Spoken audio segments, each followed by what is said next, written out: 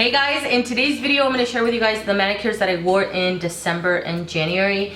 December, I didn't think I had worn a lot of polishes, but I did wear a few, so I have a really good lineup here. So let me get started with 90 Lacquer here. This one is called Baby, which came out in the Men of Letters collection. This one is named after Dean's Impala, and this has a black jelly base with some silver glitters as well as some holographic glitter in there. Someone asked me when I shared this polish in a haul how comparable this was to Storm from Zoya. There is no comparison. This looks really pretty in the bottle, but off the top I could tell that it was going to dry a little bit texture, and it did.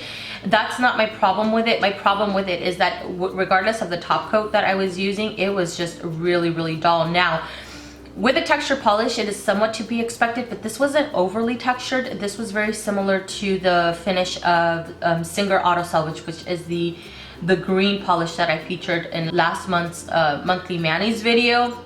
This one, for some reason, is super dull regardless of the top coat that I use, so I was highly underwhelmed by it. I feel really sad about saying it because I love how it looks in the bottle. The formulation was great, it's just not my favorite. I'm still gonna keep it though because it's named after Dean's Impala and I totally love Supernatural. Then I have Zoya's Blaze. This one is a raspberry scattered holographic from Zoya, and this one very different from some of the other scattered hollows from Zoya. This one looks very jelly-like on the nails, really cute, but I do have to say that the scattered hollows are less prominent in this one than they are like in Merida or Storm. They do show up, but they're just not as prominent as some of the other scattered hollows that I have from Zoya. I do that all the time. All right, Zoya's Pixie Dust. This one is called Liberty. This is a textured polish. I mentioned in a recent haul that I'm not a lover or hater of textured polishes, but sometimes I'm really tempted to top coat them. This is not one of them. I loved how it looked textured. I loved how it looked matte. There were little sparkles that would peek out here and there when it would reflect the light. It looked like hard sugared candy on my nails. I adored it. I wore it a few times. I wore it in December, and then I wore it a couple of times this month as well. I reached for that one on Christmas Day because I was running around. You know, you run around like a mad woman on Christmas Day because you're cooking and cleaning and, you know, trying to get yourself ready. And I wanted to paint my nails, but I didn't want anything that would take a long time to dry, so I reached for Pixie Dust because textured polishes are really great like that. You can put a couple coats and they dry really quick, and you don't have to bother with a base or a top coat. Then I have Revlon's Win Big, which is part of their Color Stay line. I hauled this not too long ago. This is beautiful. I love this. I feel like this is one of those polishes that looks way better in person than it does in pictures or even in video. Hopefully I captured it in the video really well because it looks a little multi-dimensional on the nails. It looks almost very foil-like. It has some pink, looks a little bit silver, but then a little bit on the yellow side. This is really pretty. I loved how it looked on the nails. Amazing formula, 2 coats to get it opaque. This was great. I have Sinful Colors Nirvana. I mean, I love this just for the name of it. The color, I'm not sure how I feel about it. I gotta try it again at some point. I just feel like it made my hands look a little bit dirty, so I wasn't the biggest fan. I did top coat it with a glitter from my project polish. I can't remember if I took a picture of it. If I did, I will go ahead and put it in the video here. But if I didn't, I'll link it. I'll link the video that I was wearing this polish in up in the cards for you guys. It was my seasonal nail polish rack video. I showed you guys a close look of that manicure. And a polish that I adore and I've talked about many times, this is Wouldn't You Like to Know from OPI. This has a really beautiful rich chocolate base, like a milk chocolate base, and some bronze fine shimmer in there. I love this. This is gorgeous. This year I was just not feeling it. Do you guys do that sometimes where you know you've worn polishes before and you've worn them many times and you adored them, and then you put them back on and it doesn't meet the expectations that you had for it? Not because of the formulation, because formulation is awesome. This is a great polish, but just the way that it looked on my nails, just the way that it looked against my skin tone. I just wasn't sure about it. I don't know what happened this time around. CoverGirl, this one is called Fuschia Flame, which is a beautiful fuchsia color. It is gorgeous. I love this. This glowed off the nails. These CoverGirl Outlast polishes are pretty awesome. I did wear it one time without a base and top coat. It did stay glossy, but it didn't stay glossy for a long time. By the next day it had lost its luster a little bit, so I did have to top coat it, and it actually chipped a little bit. So what I did the following day is that I put it without a base coat, but I did top coat it, and then it lasted for a couple of days without any tip wear. I don't wear my polishes all that often or for a very long time, so I know I get asked a lot how long or how do you make your polishes last longer. I would say put on a sticky base coat and then a really good top coat, but it all depends on your nails and your body and how fast it rejects polishes. Some polishes can last me for 5 days. Like I've mentioned before, Zoya's Dory is probably one of the polishes that have lasted me for an entire week without any chipping. But then there's some polishes like from China Glaze that will chip in a day or so. I'm okay with that because I change my nails daily or every other day, so I don't have a problem with it. But this one right here, without a base and top coat, it did end up chipping. So I think moving forward, I would just put on a base and a top coat. Chanel's Androgyne is one that I featured in a nail of the day. Actually, I featured the CoverGirl polish as well. I thought Stella went upstairs. She's been sneaking upstairs a lot lately and trying to take little dumps in my kids' room, which I'm not very happy about, but you know, that's the puppy life. All right, so these two I featured in a nail of the day. This is a new series that I'm doing only on Sundays. I'll be sharing with you guys what I'm wearing that day. I record it in the morning and then immediately post it. And I think it's really cool because we get to talk about what we're wearing that day, which is awesome. All right, so Chanel's Androgyne is one that I featured in that series, and the base of this is more of a brown with a little bit of purple in it.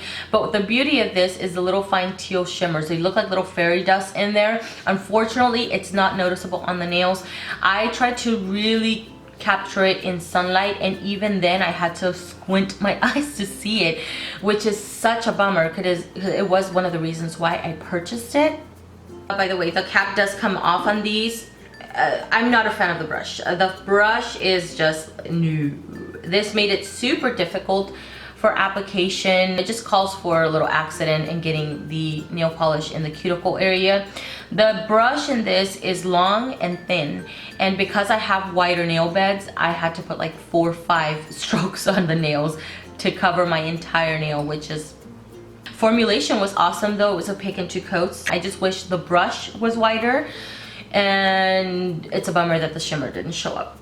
All right, let me talk about a project polish mani. Usually I try to keep my manicures that I wear for project polish in a separate video in my project polish videos, but I really like this gradient. And this gradient, what I did is, what did I do with this? I think I put this as a base. I did 1 coat of Cauldron from Jessie's Girl, and then I sponged on Showtime and then Caribean Frost from WetnWild. And the gradient, it didn't gradiate, but I loved how it looked. It kind of looked like there was almost patchy, not patchy in a bad way, but you could definitely see the color from one color to the next without a gradation between all of them, and I adored that gradient. Also with project polish, I have I used Amarapura. Where the heck is a cap to this? Oh boy. This one has a cap as well, and I don't know where the heck it went. It has a cap, and it's rubberized, kind of like the makeup is. Anyways, I put on NARS Amarapura, which is a metallic silver, opaque in 1 coat, but because I have some splitting and a little bit of peeling on my nails, I did add 2, and it did help cover it up a little bit.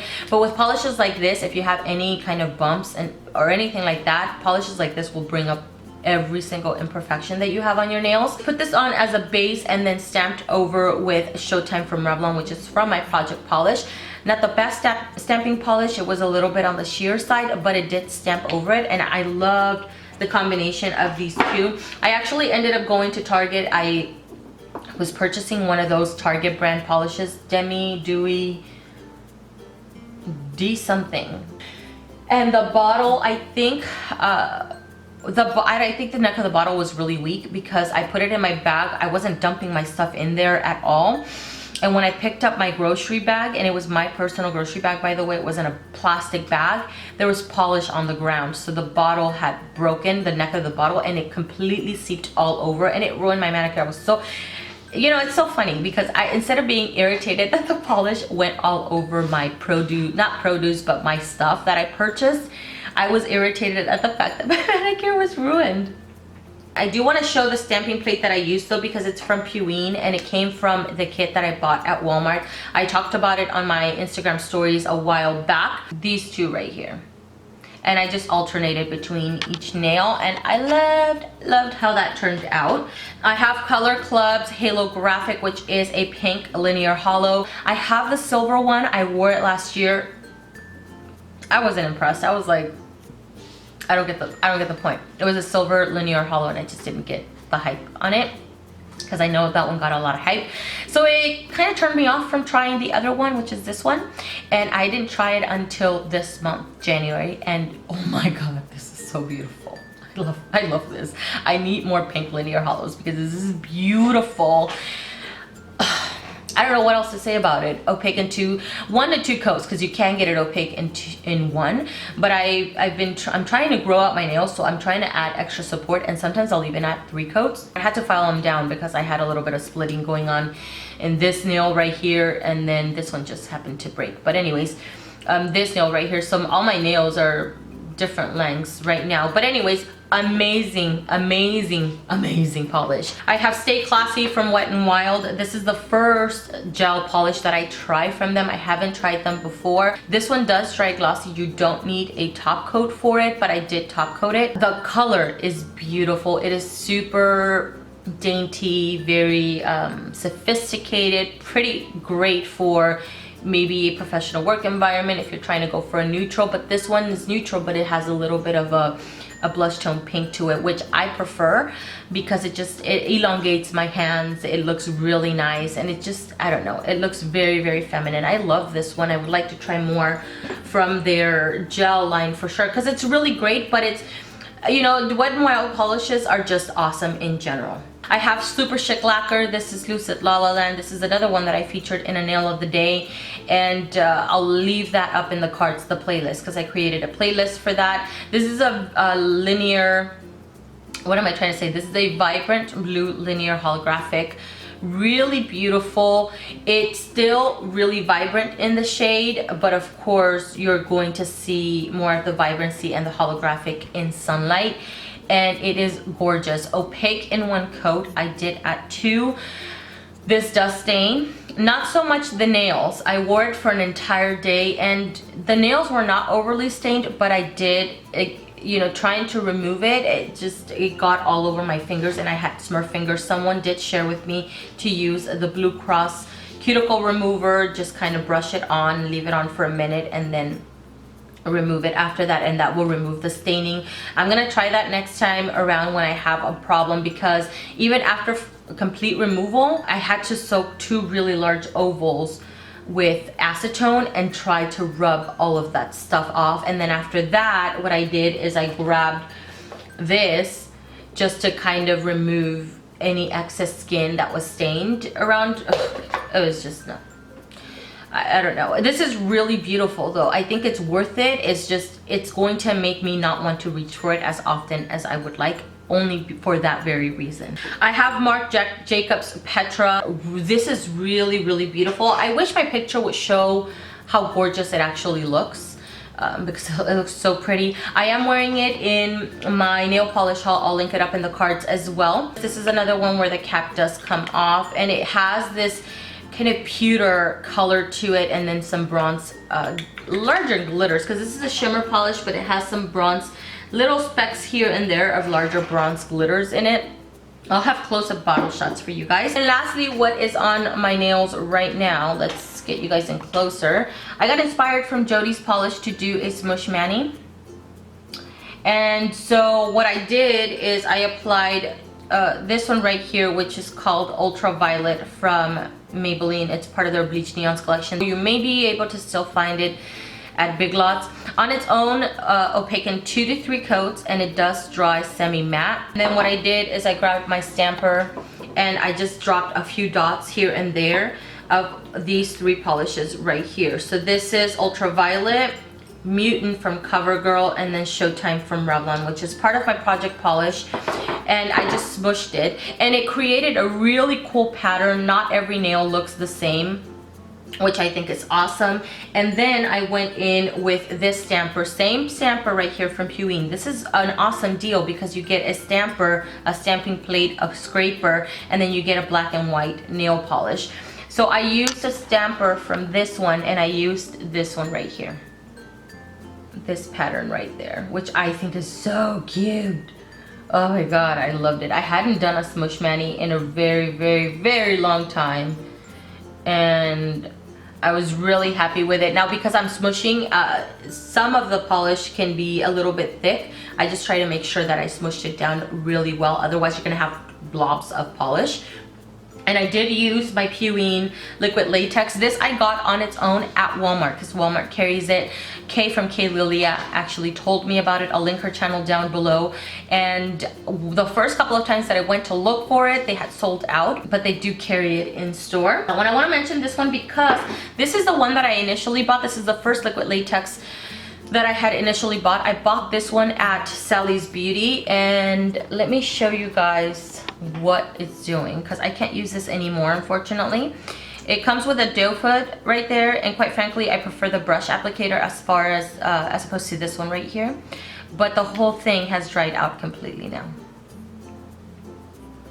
Can you guys see that? It's just like, no, do you see that? So not great, because I think this one was $5-6, something like that. It was pretty expensive. So I recommend this one as opposed to this one. The base coat that I've been using is the Pro Effects Sticky Base Coat. Very similar to the C&D Sticky Base Coat, although I do feel like the C&D feels a little bit more tacky when it dries, more than this one. But I can always tell if a sticky base coat is doing its job if I cannot peel my nail polish in strips. If I'm struggling and it's chipping off slowly, that tells me that the base coat is doing its job. So this one you can find at Walmart. Two top coats that I've been using this month is the Color Gel Envy. I have a couple of these. I'm trying to finish them off. They're not horrible top coats, but the Gel Envy, to me, it's not a gel. It's not a gel finish. I have it on right now. It does leave my nails glossy, but it doesn't give you that gel effect on the nails like the Out the Door or like the Sesh top coat. So it's all right. It's not my ultimate favorite, but it's not my least favorite either. And this one is really interesting because it has two very small brushes here that merge into one. It has two right there and then right here that make up one brush. And I've also been using my Sally Hansen Insta-Dri line top coat. I'm almost done with mine. I have had to add thinner a few times because it's gotten thick, but I want to use every last drop of this because I love this. This is awesome. The oil that I've been using this month a lot lately is the apricot oil from Essie, and it's been doing right by me. It's fast absorbing and it doesn't leave my nails greasy. Can you tell? They look moisturized but not greasy at all. So I love this. This has been helping me out a lot. My cuticles are dry right now, of course, because I've been working with alcohol paints lately and those are very drying.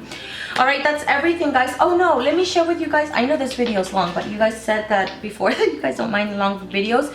I want to share 3 polishes that I swatched. I think I'm going to start doing that because I swatch polishes sometimes and then upload them to Instagram, but then I don't talk about them in video. So I want to talk about 3 polishes that I did swatch and post them.